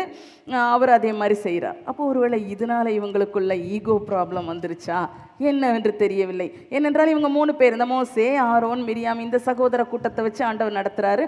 அப்போ இப்படி ஒரு ஆலோசனை வந்துருச்சே அப்படின்னு நினச்சிட்டாங்களா, என்ன நடந்ததுன்னு தெரியலை. அடுத்தது அவருடைய மைத்துனன் வரும்போது சொல்கிறார், நீ எங்கள் கூடயே வா, ஆண்டவர் தர்ற சுதந்திரத்தில் எங்களுக்கு தர்றோம். நாம் அதே போல் உபாகம புஸ்தகம் என்ன நினைக்கிறேன் நாம் அப்படி படிக்கிறோம். அந்த அவர் மோசையின் மாமனாகி அந்த கேனியனான அவருடைய குடும்பத்துக்கும் இந்த யூதா இதுக்குள்ளே சுதந்திரம் கொடுக்கப்படுகிறது என்று படிக்கிறோம். அப்போ இவங்கெல்லாம் வந்திருக்கிறாங்க போல இருக்குது. சரி, அது இருக்கட்டும். இந்த சிப்போராள் மேலே இவங்களுக்கு ஒரு காரியம், ஒருவேளை அவளுடைய நிறத்தின் அடிப்படையில் இருக்கலாம்னு சொல்கிறாங்க. இவங்கெல்லாம் நல்லா அழகாக இருப்பாங்க எபிரேயர்கள். இவள் வந்து அந்த எத்தியோப்பியா தேசத்து ஸ்திரீயானதுனால கருப்பாக இருப்பா, கொஞ்சம் வித்தியாசமாக இருப்பா. அதனால விரோதம் வந்துருச்சு. எப்படியோ ஒரு விரோத பேச்சு அங்கே வந்து விட்டது. அது வந்தது எப்படி வருது, மோசையுடைய அந்த ஆளுகை, மோசையுடைய கர்த்தர் கொடுத்த அந்த தலைமைத்துவத்துக்கு எதிராக வருகிறது. அவ்வளோ பயங்கரமாக கொண்டு போயிட்டாங்க. இந்த இடத்துல இந்த சிப்போரால் நடந்து கொண்டது தான் ரொம்ப அழகான விஷயம். விரோத பேச்சு வருது, ஆனால் அவள் எப்படி இருந்துட்டா, அமைதலாக இருந்துட்டா. எங்கேயுமே அவள் என்னவாவது பேசுனான்னு சொல்லப்படலை. மிரியாம் பேசுனது மிரியாமும் ஆரோனும் பேசுனாங்கன்னு இருக்குது. மோசே அமைதியாக இருக்கிற சாந்த குணம் உள்ளவர், அவரும் ஒன்றும் பேசலை. அப்போ இந்த சிப்போராள் எதுவுமே பேசின மாதிரி இல்லை. ஆனால் சாதாரணமாக பெண்கள் நம்ம என்ன பண்ணுவோம், ஒருவேளை சில காரியம் எதிர்த்து கேட்போம், பேசுவோம், என்ன இப்படி சொல்கிறீங்க, ஏதாவது பேசுவோம். உங்கள் ஊரை விட்டெல்லாம் ஓடி வந்தவருக்கு எங்கள் ஊரில் பொண்ணு கொடுத்து அவரை எங்கள் ஊர்லேயே வாழ வச்சு எங்கள் வீட்டிலே வச்சு இல்லையா, எப்படி எங்கள் அப்பா எவ்வளோ கவனித்து இப்படி பெரிய ஆளாக எங்களை ஒரு குடும்பமாக அனுப்பியிருக்கிறாரு, நீங்கள் என்ன சொல்கிறீங்க அப்படிலாம் கேட்டிருக்கலாம். எவ்வளோ நியாயம் இருக்குது கேட்குறதுக்கு. இல்லை, அவளுக்கு நல்ல நியாயம் இருக்குது. எத்தனை காரியத்துக்கு தப்பி வந்தவருக்கு அடைக்கலம் கொடுத்துருக்கோன்னு நிறைய பேசலாம். ஆனால் இவன் எதுவுமே பேசலை, அவன் அமைதியாக இருக்க, அவளை பற்றி எதுவுமே சொல்லப்படலை. மோசையும் ஆண்டவர் சொல்கிறார் அவன் சாந்த குணம் உள்ளவன், அவரும் அமைதியாக இருந்தார். எல்லாம் மோசையும் அமைதியாக இருக்கிறாரு. சிப்போரால வீட்டுக்குள்ளே வந்து சொல்லியிருக்கலாம், என்னங்க இப்படிலாம் பேசும்போது நீங்கள் கேட்டுட்டு இருந்தீங்களே, நீங்களாம் ஒரு ஆம்பளையா அப்படின்னு கேட்டுருவாங்க. இல்லை, நீ எல்லாம் ஒரு மனுஷனான்னு கேட்டுருவாங்க. ஆனால் இந்த அம்மா இந்த சிப்போரா எதுவுமே கேட்கல, அமைதியாக இருக்கிறா. கர்த்தர் கேட்டார். ஹல்லேலூயா, ஹல்லேலூயா. எனக்கு எத்தனை பேர் இப்படிப்பட்ட பாதையில் கடந்து போயிட்டுருக்கிறீங்க? அப்படி போகும்போது உங்கள் குடும்பத்துக்குள்ளே உங்களை குறித்து பேசுவாங்க, சிலர் உங்கள் பெற்றோரை குறித்து பேசலாம். அப்படிலாம் நீங்கள் சொல்லுவீங்க, என்னை பற்றி பேசினா கூட நான் கேட்டுக்கிடுவேன், என் அப்பா அம்மா பேசுனா நான் விட மாட்டேன், அப்படி தானே சொல்லுவீங்க. அப்படி தான் வரும் நமக்கு மனசில். ஆனால் அந்த சிப்போராள் நமக்கு ஒரு பெரிய சாட்சியாக இருக்கிறாள். அவள் அமைதியாக இருந்தாள். அதனால தான் அந்த மோசை சாந்த குணம் உள்ளவராக இருக்க முடிந்தது. இல்லைன்னா இவள் வீட்டுக்குள்ளே வந்து கொஞ்சம் ஸ்க்ரூ பண்ணி கொஞ்சம் தூண்டி எழுப்பி கொஞ்சம் வார்த்தைகளை சொல்லியிருந்தான்னா இந்த மோசை எப்படியோ பிஹேவ் பண்ணியிருக்கலாம், இந்த சிப்போராளுக்காக பேசியிருக்கலாம். ஆனால் எதுவுமே பேசப்பட்டதாக இங்கே இல்லை, பேசலை. ஆனால் அழகாக நம்ம அதில் படிக்கிறோம். இதை யார் கேட்டால், கர்த்தர் கேட்டார். ஹalleluya, ஹalleluya. அது மிக மிக அருமையான ஒரு வசனம். அந்த வசனத்திலே நாம் பார்த்த அந்த பகுதியிலே கடைசி பகுதியாக இருக்கிறது. இவங்க பேசினதை கர்த்தர் கேட்டார், கர்த்தர் கேட்டார். 2வது வசனத்தின் கடைசி பகுதி, கர்த்தர் அதை கேட்டார். ஹalleluya, ஹalleluya. இன்னைக்கு நான் என்னை குறித்து பேசப்படுகிற வார்த்தையை யாருமே கேட்கலன்னு நினைக்கிறீங்களா? ஒருவேளை உங்கள் புருஷன் பேசுகிற வார்த்தையாக இருக்கலாம். சிலருடைய வீட்டில் வயதான பெற்றோரை பிள்ளைகள் கேட்கிற வார்த்தைகள் மிக பயங்கரமாக இருக்கிறது. சில இடத்துல வாழ வந்திருக்கிற அந்த பெண்மணி, இந்த சிப்போராளை போன்றவர்களை கொடுமைப்படுத்துகிற வீட்டின் நபர்களுடைய வார்த்தைகள் இருக்கிறது. இதில் எதிலே நீங்கள் வைக்கப்பட்டிருக்கிறீர்கள்? அப்படிப்பட்ட உங்களுக்கு இந்த சிப்போராளை போன்ற ஒரு அனுபவம் வேண்டும் என்று கர்த்தர் விரும்புகிறார். ஒருவேளை படிக்கிற இடத்துலையா இருக்கலாம், வேலை பார்க்கிற இடத்துலையா இருக்கலாம். எதிர்த்து கேட்காதீங்க, எதிர் பேசாதீங்க. இந்த ஒரே ஒரு வார்த்தை நமக்கு போதும். கர்த்தர் அதை கேட்டார், கர்த்தர் அதை கேட்டார். முத்திரை விட்டு அவங்க மனசுல எழுதி வச்சுக்கோங்க. எந்த வார்த்தை உங்களை குறித்து பேசப்படட்டும், கர்த்தர் அதை கேட்டார். அப்பா நீங்க கேட்குறீங்கப்பா. ஆண்டவரே நீர் கேட்கிறீர், நீர் கேட்கிறீர். நீ ஜீவனுள்ள தேவன், நீர் கேட்கிறீர். ஆண்டவரிடத்துல மட்டும் வைத்து விடுங்கள், கர்த்தர் உங்களுக்காக நியாயம் செய்வார். ஹalleluya. அடுத்த பக்கமும் இருக்குது. யாராவது இது போல இந்த மிரியாமும் ஆரோனும் பேசியது போல நிலைமையில யாராவது இருக்கிறீங்களா, பேசுகிறீர்களா? அதையும் கர்த்தர் கேட்டார். ஹalleluya. ஆண்டவர் கேட்டு அடுத்து செய்த காரியம் நமக்கு நல்லா தெரியும். அந்த மிரியாம் உறைந்த மழையை போன்ற குஷ்டரோகி ஆனாள். பேசின ஒரு வார்த்தை, இந்த சிப்போராளை வைத்து மோசே பேசின வார்த்தை தான். ஆனால் கர்த்தர் அதை தனக்கானதாக எடுத்துக்கொண்டார். மோசே அமைதியாக இருந்தார், ஆண்டவர்கிட்ட தான் விழுறார். ஆனால் கர்த்தர் அதை கேட்டார். கேட்டுட்டு அவர் சும்மா இருக்கல, உடனடியான ஒரு பதிலையும் ஒரு தண்டனையும் அங்கே கொடுக்கிறார். எனவே உங்களுக்கு விரோதமாய் அவதூறான பேச்சுகள், உங்களை நிந்திக்கிற வார்த்தைகள், உங்களை கஷ்டப்படுத்துகிற வார்த்தைகள், குத்தி காட்டுகிற வார்த்தைகள், இப்படிப்பட்ட வார்த்தைகளை யாராவது பேசுவார்கள் என்றால் எதிர் பேசாதிருங்கள். அதற்காக யாரிடத்துலையாவது நியாயம் கேட்கறதுக்கு அப்படின்னு அங்கே போய் சண்டையை தூண்டி விடுறது தானே, அதுக்காகவும் போக வேண்டாம். நமக்கு நீதியுள்ள நியாயாதிபதி கர்த்தர் இருக்கிறார். ஹalleluya. இப்போ ஃபோன் இருக்கிறதுனால உடனே அம்மா வீட்டில் சொல்லிடலாம், எங்கேயும் சொல்ல வேண்டாம். கர்த்தர் கேட்கிறார். ஹalleluya, ஹalleluya. அதை கர்த்தர் கேட்டுட்டு சும்மா இல்லை, அவர் உடனே கொடுக்க வேண்டியதை கொடுப்பார். அது அவருடைய காரியம். அதனால நாம போய் ஆண்டவரே தண்டனை கொடு, ஆண்டவரே தண்டியும் ஆண்டவரேன்னு கேட்க வேண்டிய அவசியம் இல்லை. அப்போ விரோத பேச்சுக்கு அமைதியா இருந்தவள், அவளுக்காக கர்த்தர் கிரியை செய்தார். ஹalleluya. அப்படி கிரியை செய்த உடனே இவளுக்கு கொஞ்சம் தைரியம் வந்திருக்கலாம், அப்படிதானே? ஆஹா, என்னை பத்தி என்ன பேசுனா, என் ஹஸ்பண்டை பேசுனா, ஆண்டவர் கேட்டார், சும்மா இருந்தாரா, நல்ல தண்டனை வாங்கி கட்டிட்டு இருக்கா அப்படின்னு சொல்லலாம்ல. ஆனால் அப்போ கூட அப்போ இந்த மிரியாமுடைய இந்த ஒரு பரிதாப நிலைமையை பார்த்து இந்த சிப்போராள் ஏளனம் செய்யவில்லை, பரிகசிக்கவில்லை. சிப்போராள் பரிகசிக்கவில்லை, ஏளனம் செய்யவில்லை. இதுவும் நமக்கு வேணும். ஏன்னா சில நேரம் நமக்கு இந்த மாதிரி இதெல்லாம் அமைதியாக இருந்துருவோம். இல்லை நம்மளால் அதுக்கான காரியம் ஒன்றும் செய்ய முடியாது, நம்மால் இயலாத காரியமாக இருக்கும், அமைதியாக இருப்போம். இல்லை முடித்தால் கூட இப்போ வசனமெல்லாம் கேட்குறதுனால சரி நான் ஆண்டவர்கிட்ட அமைதியாக சொல்லுவேன், ஆண்டவர் என் காரியத்தை கேட்பார் என்று இருப்போம். அடுத்து அங்கே ஆண்டவர் தண்டனை கொடுத்து ஒரு கிரியை நடந்த உடனே என்ன நடக்கும்? எனக்கு விரோதமாக பேசுனா ஆண்டவர் விட்டாரா, எப்படி வாங்கி கட்டிக்கிட்டு இருக்கான், எப்படி நடக்குது பாரு, எப்படி நடக்குது பாரு, இப்படி பேசுகிறோமா? இது சரியில்லை. அன்னைக்கு சிப்போராள் ஏளனம் செய்யலையா, பரியாசம் பண்ணவும் இல்லை. இந்த ஒரு தன்மை நமக்குள்ளாக வேண்டும். நடக்கட்டும், அது ஆண்டவருடைய கிரி, ஆண்டவர் அவர்களுக்கானதை கொடுக்கட்டும். அப்படி கொடுக்கும்போது சத்துரு விழும்போதே சந்தோஷப்படக்கூடாதான். அப்போ வீட்டுக்குள்ளே மாமனாரோ மாமியாரோ அண்ணியோ யாரோ ஒருத்தர் விழுந்தால் சந்தோஷப்படலாமா? சந்தோஷப்படவே கூடாது. சிலருக்கு ரொம்ப கஷ்டமாக இருக்குது. இன்றைக்கி நம்ம இப்போ கொஞ்சம் நேரம் ஜெபம் பண்ணி ஆண்டவரிடத்தில் கிருபையை கேட்டு பெற்றுக்கொண்டு இதிலே பலனடைந்து பெரிய ஜெயத்தை பெற்றுக்கொள்ள போகிறோம். மிரியாம் எந்த ஏளனம் பண்ணலை.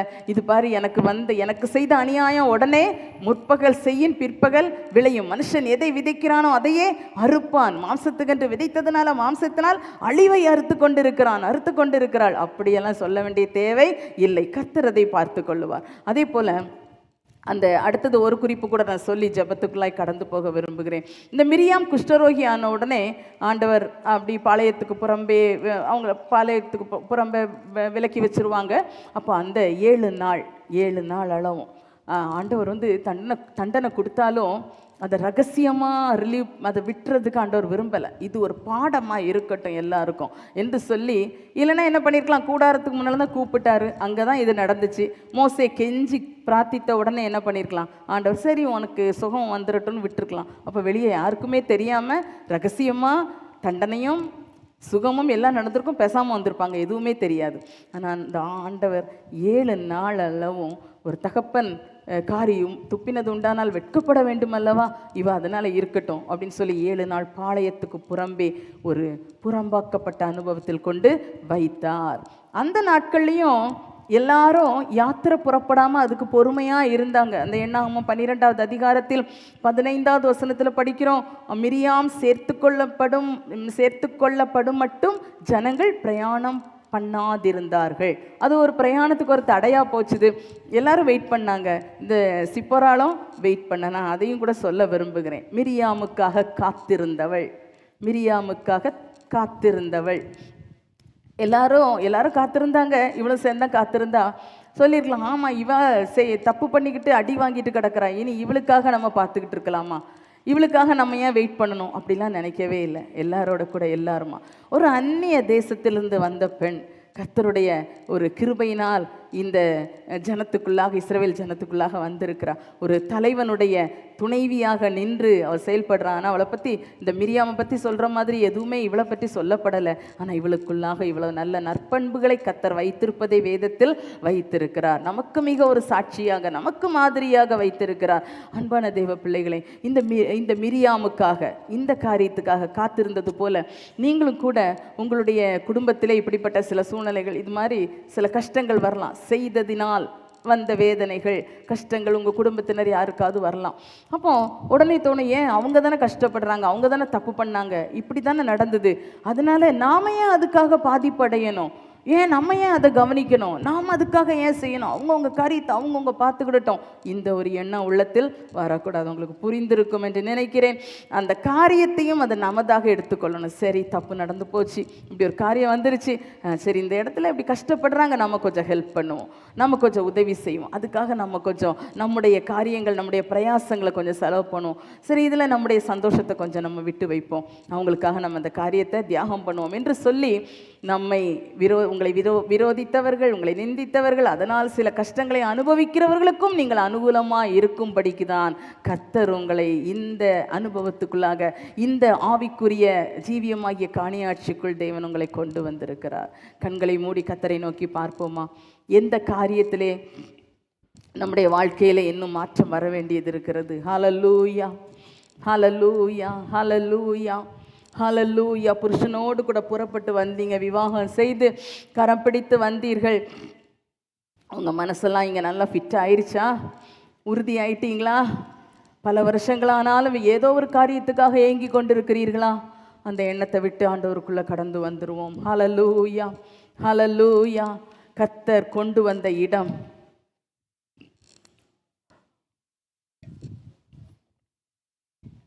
கர்த்தர் இணைத்த ஒரு இணைப்பு, கர்த்தர் தந்த உறவுகள், கர்த்தர் வைத்திருக்கிற சூழ்நிலை, கர்த்தர் வைத்திருக்கிற இந்த அனுபவங்களிலே நான் இருப்பேன் ஆண்டவரே. இதில் என்னெல்லாம் குறைவு இருக்கிறதோ அதை நீங்கள் என்ன கொண்டு நிறைவாக்குங்கப்பா. நான் இந்த குடும்பத்தின் ஒரு ஆசீர்வாதத்துக்கும் நிறைவுக்கும் காரணமாக மாறணும். ஒருவேளை இந்த குடும்பத்திலே வார்த்தை பரிமாற்றங்கள், பேச்சுகளில் உங்களுக்கு திருப்தி இல்லையா?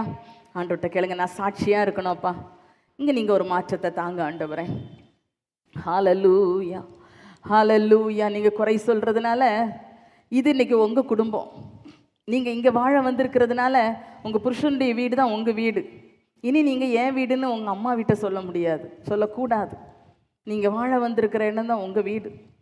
அப்போ உங்கள் வீட்டையே நீங்கள் குறை சொன்னால் எப்படி நினச்சிட்ருக்கிறீங்க? ஆண்டவர்கிட்ட கேளுங்க, அப்பா என் மனசை திறந்து உங்கள்கிட்ட பேசுகிறேன் ஆண்டவரே. நான் நிறைய குறைவுகள் மத்தியில் வாழ்ந்து கொண்டு இருக்கிறேன், நிறைய வருத்தமான சூழ்நிலைகள் மத்தியில் இருந்துகிட்ருக்கிறேன். ஆனால் நீ சொல்லுகிற வார்த்தையின்படி நான் ஒரு மனமாக அந்த வீட்டில் இருப்பேன் ஆண்டவரே. என் புருஷனோடு கூட எல்லா காரியத்திலையும் நான் ஒத்துழைப்பேன் ஆண்டவரே. ஹல்லேலூயா, ஹalleluya ஹalleluya ஹalleluya ஹalleluya ஹalleluya ஹalleluya. நாங்கள் கஷ்டப்பட்டு சம்பாதிக்கிறதுல நிறையா இந்த குடும்பத்துக்கே நான் செலவு பண்ண வேண்டியது இருக்குது, இதுக்கே நான் பண்ண வேண்டியது இருக்குது, இவங்க வாங்கி வச்ச கடனையே கட்ட வேண்டியது இருக்குது. இதை விட்டு வெளியே போயிட்டா எனக்கு விடுதலையாக இருக்குமான்னு நினைக்கிறீங்களா? இல்லை, கர்த்தர் கொண்டு வைத்த இடம். வெளியே கொண்டு போனால் கர்த்தர் கொண்டு போவார், அவருடைய சித்தப்படி அவர் செய்வார். ஆனால் நீங்களா ஸ்டெப் எடுத்து வைக்கக்கூடாது. ஹalleluya. நீங்களா வெளியே போகக்கூடாது. ஆமென். ஹalleluya ஹalleluya. கர்த்தர் நாட்டின் இடத்துல நிலைத்திருக்கும்படி அர்ப்பணிங்க அர்ப்பணிங்க அர்ப்பணிங்க. ஆமென். ஹalleluya ஹalleluya ஹalleluya ஹalleluya ஹalleluya. கர்த்தர் தம்முடைய கட்டளை ஒன்றை குறித்து எத்தனையோ முறை உங்களோடு பேசி கொண்டு இருக்கிறார் அல்லவா? ஏன் இன்னும் கீழ்ப்படியல? ஏன் இன்னும் தேவ கட்டளையை நிறைவேற்றல? அது ரொம்ப கஷ்டமா இருக்குன்னு நினைக்கிறீங்க. ஆனா அது கர்த்தர் கொடுத்த கட்டளை. எளிதா இருக்குதோ கட்டளையா இருக்குதோ? பொதுவாக கட்டளைகள் கொஞ்சம் கீழ்ப்படுகிறது வரைக்கும் கொஞ்சம் பாரம் போல கஷ்டம் போல தான் இருக்கும். அந்த நுகத்துக்கு உட்பட்டு விடுவோமானால், அதற்கு கீழ்ப்படிந்து விட்டோமானால், அதுக்கப்புறம் அது ரொம்ப எளிதாக பழக்கமானதாக மாறிவிடும். ஹalleluya. ஏனென்றால் கர்த்தருக்கு அல்லவா கீழ்ப்படுகிறோம், கர்த்தருடைய கட்டளை அல்லவா நிறைவேற்றுகிறோம். ஹalleluya ஹalleluya. அது வெளியே நின்று பார்க்கும்போது ரொம்ப கடினமா இருக்குது. கொஞ்சம் நுகத்தை சுமந்து பாருங்கள், அவருக்கு உங்கள் கழுத்தை கொடுத்து பாருங்க, நுகத்தை சுமந்து பாருங்கள். ஹalleluya. என் நுகம் மெதுவாயும் என் சுமை லகுவாயும் இருக்கிறது என்று இயேசு சொல்லி இருக்கிறாரே. அவருக்கு கீழ்ப்படிவோம், அவருக்கு கீழ்ப்படிவோம். Thank you Lord, thank you Lord, thank you Lord. Amen. Hallelujah hallelujah. அப்பா, நீ சொல்லுகிற கட்டளைக்கு நான் கீழ்ப்படிவேன் ஆண்டவரே. அந்த கட்டளை நீங்க வேதத்தின் மூலமா பலமுறை என்னோட பேசி இருக்கிறீர், ஊழியர்கள் மூலமாய் பேசி இருக்கிறீர், என் வீட்டார் மூலமாய் பேசி இருக்கிறீர், என் உணர்வில பேசி இருக்கிறீர், சொப்பனம் தந்திருக்கிறீரப்பா. ஆனாலும் இதுவரை நான் கீழ்ப்படியவில்லை. என்னை மன்னியும் ஆண்டவரே, மன்னியும் ஆண்டவரே. முதலாவது, இதுவரை தேவ கட்டளையை நிறைவேற்றாதவர்கள், எதில் உங்களுக்கு நிறைவேற்றலன்னு ஒரு உணர்வு லேசாக இருந்தால் கூட ஆண்டவர்கிட்ட கேளுங்க. ஆண்டவரே, நான் நிறைவேற்றாத குறையை எனக்கு மன்னியும் அப்பா, அந்த தவறை எனக்கு மன்னியும் ஆண்டவரே, என்னை மன்னியும் அப்பா, என்னை மன்னியும் அப்பா. நான் நிறைவேற்றுவேன் ஆண்டவரே, நான் நிறைவேற்றுவேன் ஆண்டவரே. சிலருக்கு தோணுது, நான் சொன்னால் நிறைவேற்றணுமே. ஆமாம், சொன்னால் நிறைவேற்றணும், உண்மைதான். நிறைவேற்றுவதுக்கு கர்த்தர் பலன் தருவார். நீங்கள் அர்ப்பணிச்சிட்டா போதும், நிறைவேற்றுவேன்னு ஒப்பு கொடுத்துட்டா போதும், அதை நிறைவேற்றக்கூடிய பலனை கர்த்தர் தருவார். ஹalleluya ஹalleluya. நமக்கு ஒரு ஜீவனுக்கு ஒரு நிலை, அப்படி ஒரு சூழ்நிலை வருவதற்கு முன்பாக, ஒரு கடினமான காரியங்களிலே சிக்கி போவதற்கு முன்பாக, ஏதோ ஒரு அடிமைத்தனத்திலே போவதற்கு முன்பாக தேவ கட்டளையை நிறைவேற்றி விட வேண்டும் அல்லவா? தேவ கட்டளை நிறைவேற்றிவிட வேண்டும் அல்லவா? ஹalleluya ஹalleluya ஹalleluya. கிருபை தாரும், கிருபை தாரும், கிருபை தாரும். ஆமென். ஹalleluya. குடும்பத்திலே பேசப்படுகிற விரோத பேச்சுக்கள்லாம் பதில் சொல்லிக்கிட்டே இருக்கிறீங்களா? கோவப்பட்டுக்கிட்டே இருக்கிறீங்களா? வருத்தப்பட்டுட்டு அழுதுகிட்டே இருக்கிறீங்களா? அதற்காக ஏதேதோ பேசிக்கிட்டே இருக்கிறீங்களா? உங்கள் புருஷனையோ இல்லை உங்களுடைய பெற்றோரையோ இது நிமித்தம் சண்டைக்கு தூண்டி விடுறீங்களா? எனக்காக பேசுங்க பேசுங்கன்னு கேட்குறீங்களா? விட்டுருவோம் விட்டுருவோம். சிப்போராளை போல, சிப்போராளை போல விரோத பேச்சுகளுக்கு அமைதியாக இருந்தீர்களானால் கர்த்தர் எல்லாவற்றையும் கேட்கிறவர், அவர் கேட்பார். கர்த்தர் கேட்டார், சிப்போராளுக்காக கர்த்தர் கேட்டார், கர்த்தர் கேட்டார். உங்களுக்கும் கேட்பார், உங்களுக்கும் கேட்பார், உங்களுக்கும் கேட்பார். ஹalleluya. தேமாராதன ஷமமாரி பலகபௌரியாந்தலரபா. ஹalleluya ஹalleluya. கர்த்தர் கேட்கட்டும், கர்த்தர் கேட்கட்டும். ஆமென். விட்டு கொடுங்க, விட்டு கொடுங்க, விட்டு கொடுங்க. மனசுல கோபம் வைராக்கியத்தெல்லாம் விட்டுருவோம். எப்போ இவர் சாயங்காலம் வருவார் நான் இதை சொல்லி கொடுப்பேன்னு நினச்சிட்டு இருக்கிறீங்களா? இல்லை, விட்டுருங்க விட்டுருங்க. தேவ சமூகத்தில் விட்டுருங்க. கர்த்தர் அதை கேட்பார், கர்த்தர் அதை கேட்பார், கர்த்தர் அதை கேட்பார். Thank you Lord. நீர் கேட்கிறவரப்பா, நீர் கேட்கிறவரப்பா, கேட்கிறவர். ஹalleluya. உங்களுடைய நிலைமையை பார்த்து தண்டனைகள் கொடுக்கும்போது அதை பார்த்து உள்ளத்தில் கூட மகிழ வேண்டாம், மகிழ வேண்டாம். யார்கிட்டையோ மெதுவாக சொல்ல வேண்டாம். கிடைச்சிருக்க தண்டனையை பார்த்தியா, இது இல்லை இன்னும் வேணும்னு சொல்லாதீங்க, சொல்லாதீங்க. ஆண்டவர்கிட்டே வச்சிருங்க. ஆண்டவரே, எனக்காக கிரியை செய்கிறவர் நீர், எனக்காக பேசுகிறவர் நீர், எனக்காக வழக்காடுகிறவர் நீர். நான் உண்மையே சார்ந்து கொள்ளுகிறேன் அப்பா, நான் உண்மையே சார்ந்து கொள்ளுகிறேன் அப்பா, நான் உண்மையே சார்ந்து கொள்ளுகிறேன் ஆண்டவர். Thank you Lord, thank you Lord. அவர்களுக்கும் நன்மை செய்கிறவளா என்னை மாற்றும் ஆண்டவரே. எனக்கு விரோதமாய் செய்து உம்மிடத்திலே தண்டனை பெற்றாலும் அவர்களுக்கும் நான் நன்மை செய்கிறவளா என்னை மாற்றும் அப்பா. அப்படிப்பட்ட ஒரு மனநிலை எனக்கு தாரும் ஆண்டவரே, மனநிலை எனக்கு தாரும் ஆண்டவரே. Thank you Lord. பொறாமையும் பெருமையும் நமக்குள்ளதல்ல, பொறுமையை விட நல்ல ஆயுதமும் இல்லை. பொறாமையும் பெருமையும் நமக்குள்ளதல்ல, பொறுமையை விட நல்ல ஆயுதமும் இல்லை. போலியான பரிசுத்தம் நிலை நின்றிடாது. போதகராம் இயேசுவின் பரிசுத்தம் தேவை. போலியான பரிசுத்தம் நிலை நின்றிடாது. போதகராம் இயேசுவின் பரிசுத்தம் தேவை. பரிசுத்தம் தேவை. உள்ளத்திலே பரிகாசம் சகிப்போம். உலகத்திலே பரலோக சிந்தை எண்ணத்திலே பரஞ்சிசுவாஞ்சை வாழ்வினிலே. பரிசுத்தம் தேவை. உள்ளத்திலே பரிகாசம் சகிப்போம். உலகத்திலே பரலோக சிந்தை எண்ணத்திலே பரஞ்சிசுவாஞ்சை வாழ்வினிலே. பரிசுத்தம் தேவை. உள்ளத்திலே கர்த்தருடைய பிள்ளைகளாக, கர்த்தருடைய பரிசுத்தவான்களாக, கர்த்தருக்காக அவருடைய சுபாவத்திலே நாம் வளருவோம். ஆண்டவர் நமக்கு தம்முடைய கிருபைகளை அதிகமாய் தருவாராக. சிப்போராளுடைய வாழ்க்கையிலே ஒரு சில காரியங்களை வைத்து நம்முடைய வாழ்க்கையை நாம் தியானித்திருக்கிறோம். எத்தனை பேர் உங்கள் வாழ்க்கையை இந்த வார்த்தைகளுக்கு நேராய் திறந்தீர்களோ, அர்ப்பணித்தீர்களோ, உங்கள் வாழ்க்கையிலே ஆவியானவர் அதற்கேற்ற கிருபைகளை தருவாராக. இந்த நேரத்தில் பரிசுத்த ஆவியில நிரம்பி ஆண்டவருடைய சமூகத்திலே ஆமேன் ஆவியானவர் நமக்காக வாக்கு கடங்காத பெருமூச்சுகளோடு வேண்டுதல் செய்யும்படிக்கு பரிசுத்த ஆவியில நிறைந்த ஆண்டவரை மகிமைப்படுத்துவோம். தீபா ரகதன் அஷமாமா ரிபி ரிபி கமௌரியா ரிகல ராதன மௌரியாந்தல நம ரபதனமோ ஷரபோ திரிபி கபால பரபா. ஆவியானவரே, எங்கள் பலவீனங்களை குறித்து பரிதபிக்கக்கூடிய நல்ல பிரதான ஆசாரியராக இயேசுவே, இந்த நேரத்திலும் எங்களுக்காக உம்முடைய இரக்கம் வேண்டுமே, கிருபை வேண்டுமே. ஆமென். எங்கள் பலவீனங்களிலே உதவி செய்கிற வல்லவரே.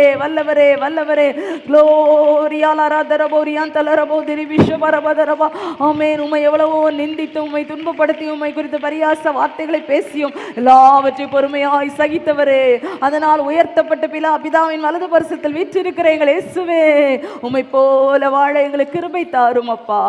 ஆவியானவர் அதற்கான பலனை எங்களில் அதிகமாய் தருவீராக.